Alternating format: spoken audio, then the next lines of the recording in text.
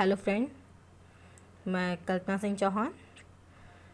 आज का हमारा न्यू टॉपिक है संरचना का सिद्धांत। राइटर हैं एंथोनी गिडेंस। आज हम लोग इसके बारे में बात करेंगे।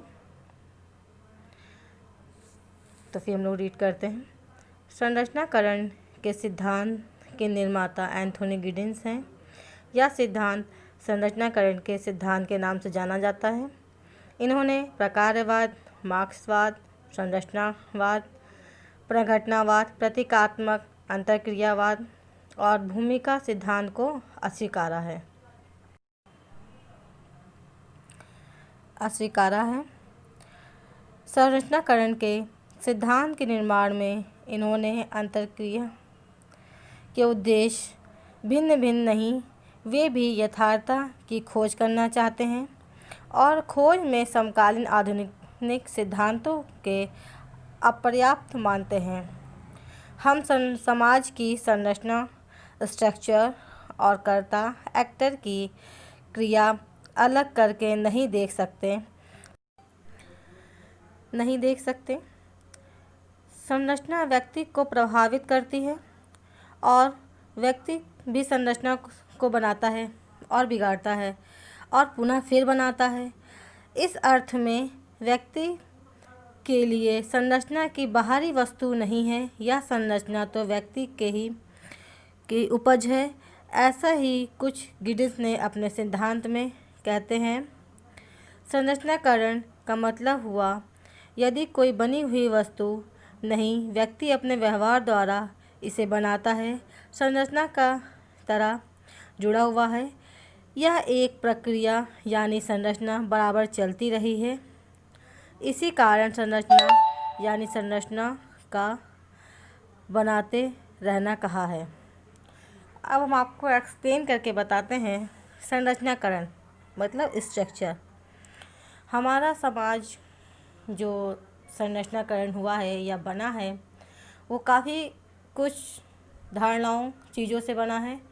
हमारा समाज समिति, समुदाय, जनसंख्या, नीति, शिक्षा, विवाह, इन सब से मिलकर बना है। और समाज में जो संरचना और क्रिया किया जाता है वह समाज में मिलकर ही किया जाता है। अब एंथोनी गिडेंस ने संरचनाकरण को दो भागों में बांट दिया है। पहला क्या है? कर्ता, और दूसरा है क्रिया, जिसको इन्होंने एजेंट और एजेंसी कहा है। संरचनाकरण को बताया है इसमें, जैसे कि इसमें लिखा है कि व्यक्ति संरचना को प्रभावित करती है और व्यक्ति ही संरचना को बनाता है और बिगाड़ता है। मतलब संरचनाकरण जो समाज में बना हुआ है, उसको समाज में जो व्यक्ति रहते हैं वो स्वयं बनाते भी हैं और स्वयं बिगाड़ते हैं और पुनः उसे फिर जो है निर्धारित कर देते हैं या उसे सही क्रम में बना देते हैं। जैसे कि हम लोग किसी चीज़ को, या छोटा बच्चा कोई चीज़ कार्य करता है, बनता है, बिगड़ता है, फिर बनता है, फिर वो धीरे धीरे करके डेवलप होता है, वो उसी कार्य को करने में निपुण हो जाता है। इसी प्रकार समाज में संरचना के बारे में बताया गया। कोई नियम या कोई कार्य को जब हम लोग करते हैं, उसे हम लोग अपने ही व्यक्ति जो समाज में रहते हैं, जो संरचना करते हैं, वह बनाते भी हैं और उसे बिगाड़ते भी हैं। अब आगे इन्होंने बताया है कि व्यक्ति संरचनाकरण का मतलब हुआ कि बनाए हुई व्यक्ति वस्तु अपने व्यवहार द्वारा ही इसे बनाता है। मतलब कि व्यवहार, हम लोग समाज में संरचना कई चीज़ों से मिलकर बना हुआ है और जो हम लोग क्रिया करते हैं वो किस प्रकार करते हैं? अपने व्यवहार द्वारा ही करते हैं। जैसा हम व्यवहार करेंगे वैसा सेकंड पर्सन भी हमसे उसी प्रकार का व्यवहार करेगा। यह प्रक्रिया यानी संरचनाकरण बराबर चलती रही है। इसी कारण संरचना यानी संरचना का बनते रहा है। मतलब कि ये जो संरचना है ये हमेशा चलती आई है, क्योंकि समाज में हम लोग क्रिया प्रतिक्रिया नित्य प्रति करते रहते हैं और ये हमेशा चलता रहता है। फिर है गिडेंस के जीवन में, थोड़ा हम लोग इसके बारे में पढ़ लेते हैं। गिडेंस एक ब्रिटिश समाजशास्त्री हैं। इनका जन्म 1938 में हुआ था। गिडिंस के अकादमिक जीवन के 2 भागों में बांटा गया है। पहला भाग 1970 से 1980 के मध्य तक का है। दूसरा है, इस अवधि में इन्होंने समाजशास्त्र के सैद्धांतिक संदर्भ पर काम किया है। इसी अवधि में जब इन्होंने संरचना के सिद्धांत को विकसित किया, उन्होंने अकादमिक जीवन का दूसरा भाग 1980 के बाद किया। इस काल में इन्होंने आधुनिक जीवन का विश्लेषण किया। यह वे आधुनिकतावादी समाजशास्त्री समझे जाते हैं। फिर इन्होंने अपनी आलोचना बताई है गिडिंस के समाजशास्त्र सिद्धांत की आलोचना। गिडिंस के कुछ प्रमुख पुस्तकें जो मोस्ट इम्पॉर्टेंट हैं मैं आपको बताती हूँ। आगे बुक्स के नाम दिए हैं कि सामग्री के विशिष्ट इन्होंने वस्तुओं पर लिखा है। सिद्धांत से लेकर राजनीतिक आधुनिकता तक संरचनाकरण का उनका सिद्धांत मुख्य रूप से 2 पुस्तक में पाया गया है। पहली पुस्तक है the constitution of society outline the theory of the institution. दूसरी पुस्तक है profit and custom and social theory. इन्होंने दोनों पुस्तक लिखी हैं जो मोस्ट इम्पॉर्टेंट हैं। इस आलोचना के उद्देश्य में स्थापित करता है कि यद्यपि समाजशास्त्री सिद्धांतों का उद्देश्य तत्व मीमांसा फिर भी अपने उद्देश्य को सही नहीं उतारते। इसी कारण गिडिंस इन्हें अस्वीकारता है। इनका पहला पॉइंट हम लोग संरचनाकरण के प्राकृतिकवाद और प्रत्यक्षवाद को स्वीकारा, उसके बाद थोड़ा समझेंगे। इन्होंने बताया है गिडिंस के बिना किसी लाग लपटे के समाजशास्त्र को प्राकृतिक विज्ञान स्वीकार नहीं करते। सामाजिक प्रक्रियाओं का उन्हें अनुसार कोई भी अमूर्त नियम नहीं बनाए जा सकते। इसलिए इन्हें ब्लूमर के संदर्भ में कहते हैं कि समाजशास्त्री संगठन व्यक्ति परिवर्तन ला सकते हैं और संगठन में तत्व जो कभी नहीं बदलते उनके बारे में कुछ नियम बनाए जा सकते हैं। गिडिंस ने प्राकृतिकवाद और प्रत्यक्षवाद की आलोचना के मुख्य बातें बनाई हैं। अब इन्होंने बताया है ब्लूमर ने कि हम लोग कोई भी संरचना या क्रिया करते हैं प्राकृतिक में कुछ चीज़ें ऐसी होती जिन्हें हम बदल देते हैं, कुछ चीज़ें ऐसी होती जिन्हें हम बदल नहीं सकते हैं। इसीलिए इन्होंने अस्वीकारा है। जैसे कि हम लोग धर्म नीति विवाह जो होता है, विवाह हिंदू विवाह जो धार्मिक एक कहा गया है, इसको धार्मिक का नाम दिया गया है, ये है जो बदल नहीं सकता। कुछ रीति रिवाजें उसमें होती हैं जो कहीं ऐसे कई हिंदुओं हैं जो अलग अलग कास्ट के होते हैं, सबका कुछ ना कुछ चेंजेस आते हैं, पर जो विवाह का मेन जो है वो विवाह तो होता ही है, इसलिए वो चेंज नहीं हो सकता। पर उसके अंदर की जो कुछ क्रियाएं हैं, जो कुछ कार्य होते हैं, वो थोड़ा बहुत ऊपर नीचे कहीं ना कहीं चेंज हो जाते हैं। इनके तीनों पॉइंट मेन हैं, मैं आपको पढ़ के बता देती हूँ। हम संरचना के बारे में जो कुछ सिद्धांत बनाते हैं, जिन प्रक्रियाओं की पहचान करते हैं, उन्हीं का लाभ लेकर व्यक्ति संरचना के बदलाव भी देते हैं। मतलब हुआ हमारे ही सामान्यीकरण का लाभ संरचना को बदल देते हैं, अर्थात लोग ही संरचना के सिद्धांतवेता थ्योरिकल बन जाते हैं। इस तरह समाज की संरचना सिद्धांत लोगों के लिए नहीं होते, इससे ज़्यादा लोग संरचना को समझते हैं। मतलब हम लोग संरचना जो है प्रकृति का भी एक बहुत बड़ा रूप है, जो हम लोग प्रकृति से लाभ लेते हैं और संरचना का निर्माण करते हैं। दूसरा पॉइंट है, हमें प्राकृतिक विज्ञानों का अनुकरण करना तुरंत बंद कर देना चाहिए। यह भ्रम दूर हो जाना चाहिए कि हम इससे सामाजिक नियम बना देंगे जो अंतकाल तक चलेगा, जिसे समयहीन कहते हैं।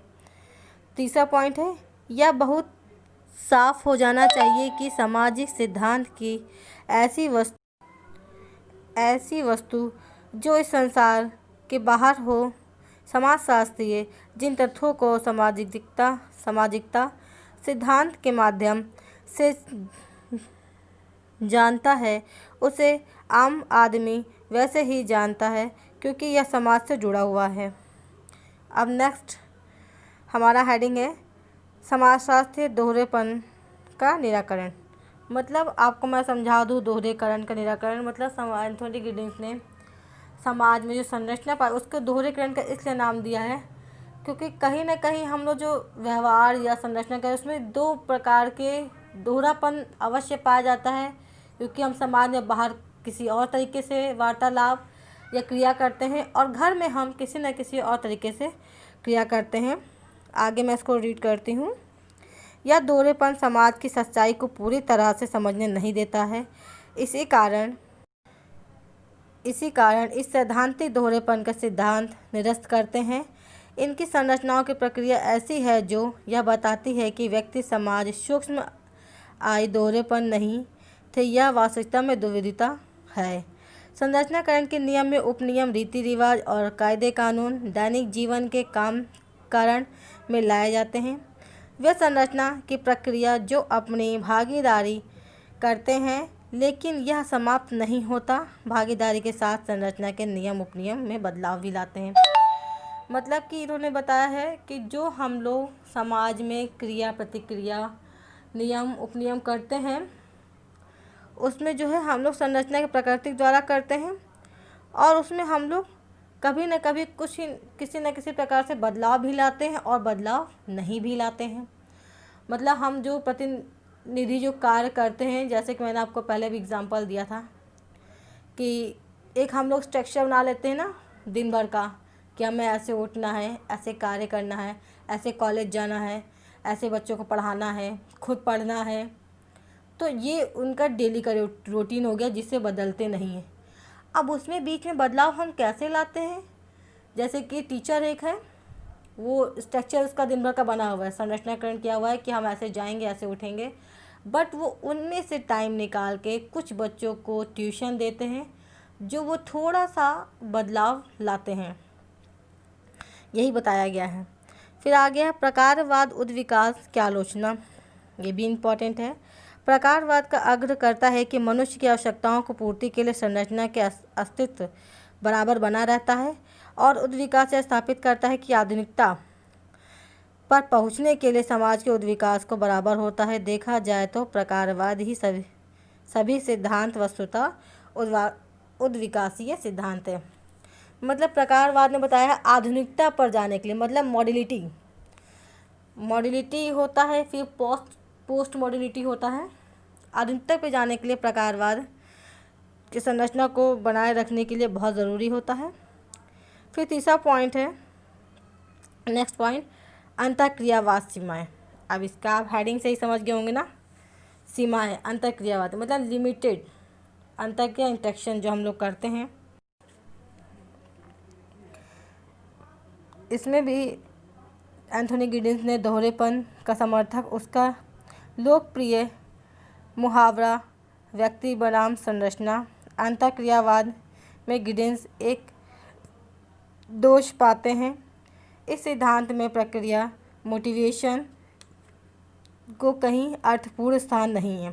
गॉफमैन के पास इसका कोई जवाब नहीं है। कर्ता जिस प्रकार किया करते हैं उसके पीछे क्या कारण है, क्या प्रेरणा है, क्या जिन प्रभावों को बताते हैं उसकी प्रेरणा क्या है, वे हंसते हैं और रोते हैं। संरचना के पास इन प्रश्नों का उत्तर नहीं है। इनका उत्तर तो कर्ता की क्रियाओं के ही निहित है। इसी दृष्टि से अंतःक्रियावाद सिद्धांत में प्रेरणा निवेश आवश्यकता और इसलिए इसका संशोधन होना ज़रूरी है। मतलब अंतःक्रियावाद वही जो हम लोग इंटरेक्शन जो अंदर से जो क्रिया करते हैं कि हम किसी संदर्भ हमें किसी का दुख है तो हमें रोना आता है, बहुत अंदर से खुश हैं तो हंसी आती। इसका कोई जवाब दूसरा तो दे नहीं सकता, पर हम लोग खुद तो समझ सकते हैं ना कि हम ये किस बात पे हंस रहे हैं, किस बात पे हम उदास हैं, क्यों रोना आ रहा है, यही बारे में बताया गया है। फिर गिडिंस के संरचना के सिद्धांत। इस संवाद में इन्होंने बड़े विस्तार के साथ कॉन्स्टिट्यूशन ऑफ द सोसाइटी अपने पुस्तक में 1984 में जो लिखा हुआ है। समाजशास्त्री सिद्धांतों का दुर्भाग्य है कि हमारा बहुत बड़ा समय यह स्थापित करने में गुजर गया कि समाज के निर्माण में कौन सा उत्तरदायित्व है, व्यक्ति या संरचना हमारी वर्षों पुरानी सैद्धांतिक काव्य और आज बेमतलब सिद्ध हो रही है। संरचनाकरण एक ऐसा सिद्धांत है जो स्थापित करता है कि एजेंट और संरचना के दोहरेपन में समाज की समझ नहीं है देता, उसे हटाकर हमें विविधता को अपनाना चाहिए। मतलब इन्होंने बताया है एजेंट और एजेंसी, कर्ता और क्रिया, जो समाज में स्ट्रक्चर जो बना हुआ है, जिसमें हम समाज स्ट्रक्चर बनाते हैं या किसी न किसी प्रकार से, तो किस प्रकार बनाते हैं? 2 प्रकार से। पहला पॉइंट क्या है? एजेंट, कर्ता, जिसे एक्टर बोलते हैं, और दूसरा एजेंसी, जो क्रिया कहते हैं। फिर टॉपिक है गिडिन्स के संस्था की अवधारणाएं। इन्होंने कुछ बताया है। इनके अनुसार संस्था, इंस्टीट्यूशन, वस्तु समाज में पाई जाने वाली अंतःक्रियाएं हैं। संस्थाएं परिवार, विवाह, जाति, वर्ग 2 दिन के लिए नहीं होती, इनका जीवन काल तक बहुत बड़ा योगदान रहता है। जैसे कि ये जो स्ट्रक्चर या नियम जो बने हैं, जैसे कि मैंने आपको पहले बताया था, नाम लिया था, विवाह का है, जाति जो कभी बदल नहीं सकती, जाति वर्ग जो कभी बदल नहीं सकता, विवाह, संस्थाएं, परिवार, ये सब जो ऐसी चीज़ें हैं, जो संरचना है, ये कभी ना तो बदल सकती हैं, ना ही बदली जा सकती हैं, और ये जीवन काल तक चलती रहती हैं। इनकी कुछ टॉपिक हैं, जैसे कि प्रतीक भाषा संरचना के विमर्श, राजनीतिक संस्थाएं, आर्थिक संस्थाएं, कानूनी संस्थाएं।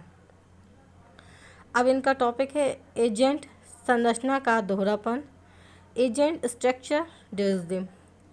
इन संस्था सिद्धांतों के अनुसार व्यक्ति पृथक अस्तित्व नहीं है, वे तो किसी भी भारी भरकम मशीन, एक पुर्जे या बोल्ट की तरह, उन्हें कोई भी नहीं पूछता। इस समूह में सिद्धांतों में प्रकारवाद, संरचनावाद और मार्क्सवाद के कतिपय भाग हैं। समाजशास्त्र सिद्धांतों का दूसरा समूह कुछ मानकर चलता। इनका कहना है कि कर्ता, एक्टर, और उनकी क्रियाओं को जोड़ा है। जैसे कि समाज को बनता है एक स्थिति में किसी की संरचना के व्यवस्था में कर्ता बिना कोई अस्तित्व नहीं होता। ये वे कर्ता हैं जो अपनी अंगणित क्रियाओं द्वारा संरचना को बनाते हैं। यदि कर्ता उनकी क्रियाओं का नहीं हो तो संरचना अस्तित्व ही पड़ जाएंगे, अस्तित्व ही खत्म पड़ जाएगा।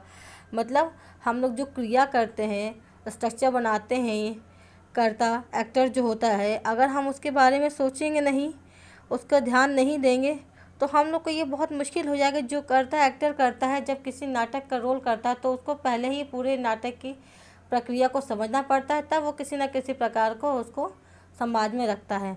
दूसरा पॉइंट है क्रिया, जिसे एजेंसी का नाम दिया गया है। गिडिन संरचना के सिद्धांत के कतिपय अवधारणाओं को प्रस्तुत करने के बाद अपने सिद्धांत को रखते हैं। वे क्रिया जो अन्य समाजशास्त्रियों की तरह पृथक कारकों को नहीं देखते। उदाहरण के लिए बताया है पार्सन ने कि इनके अनुसार क्रिया उद्देश्य प्राप्ति के लिए की गई गतिविधि और गिडिन्स यह स्वीकार नहीं करते। इनके अनुसार क्रियाओं को घटनाओं का प्रवाह कहा गया है। इन्होंने यह प्रवाह अंत न होने वाली प्रक्रियाओं में समाज में फैला जाता है। यह क्रिया विचारों की तरह जो संपूर्ण मस्तिष्क को हिला देता है। मतलब इन्होंने बताया है गिडिन्स ने कि समाज में जो हम लोग कार्य करते हैं, वो जो क्रिया करता है, उसको हम लोग कभी ख़त्म ना होने वाली क्रिया, मतलब अगर मनुष्य है, समाज में अगर प्रतिक्रिया नहीं करेगा तो समाज कैसे चलेगा? सिंपल सही रहेगा ना, वो समाज में नहीं रह पाएगा। कोई भी मनुष्य हो, समाज में अपनी क्रिया प्रतिक्रिया अंतर्क्रिया अवश्य करता है। यह क्रिया एक ऐसी प्रवाह है जिसकी ना कोई शुरुआत है और ना ही कोई अंत है। संक्षेप में यह संरचनाकरण की प्रक्रिया है। मतलब गिडिन्स ने बताया है कि इसकी ना तो कोई शुरुआत है, छोटा बच्चा होता है वो भी प्रतिक्रिया करता है, अंतर्क्रिया करता है, समाज में वो छोटा न्यूबॉर्न बेबी होता है, वो भी कुछ ना कुछ हंसता है, बोलता है, वो भी एक प्रकार से क्रिया करता है। और बड़े मनुष्य होते हैं वो भी बाहर जाते हैं, व्यवहार अपना दिखाते हैं, किसी से हाव भाव उनका पूछते हैं। वो ये किसी का शुरुआत होने का कोई कारण तो नहीं है कि हमने सोचा फिर हमने हंसना चालू कर दिया, नहीं। ये आत्मा क्रिया से निकलती है किसी न किसी प्रकार से। तो ना तो ये ख़त्म होने वाली है, ना ही ये शुरुआत होती है, ये आदिम काल तक चलती रहती है और चलेगी। यही एंथोनी गिडिंस के संरचनाकरण स्ट्रक्चर में बताया गया है। आई होप सो आप लोग को समझ आए। Please my YouTube channel like and subscribe. Thank you so much.